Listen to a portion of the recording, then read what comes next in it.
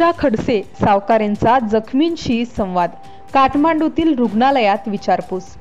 नेपाळमधील अपघातात भुसावळ तालुक्यातील भाविकांवर विघ्न आलेले असताना केंद्रीय मंत्री रक्षा खडसे व आमदार संजय सावकारे शुक्रवारी तातडीने रवाना झाले। शनिवारी सकाळी ते काठमांडूला पोहोचले व जखमींची विचारपूस केली।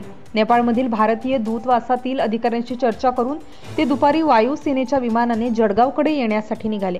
शुक्रवारी सकाळी 11:30 वाजेच्या सुमारास नेपाळमधील पोखराहून काठमांडूकडे निघालेल्या उत्तर प्रदेशची खासगी बस नदीत कोसळून जळगाव जिल्ह्यातील 27 भाविकांचा मृत्यू झाला, तर अनेक जखमी झाले होते।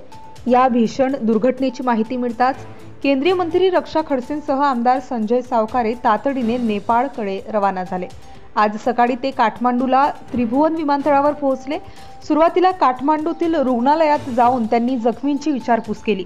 जिल्ह्यातील भाविकांमध्ये जे दुसऱ्या बसमध्ये प्रवासी होते त्यांच्याशीही श्रीमती खडसे सावकारे यांनी संवाद साधला। Subscribe now and press the bell icon. Never miss an update.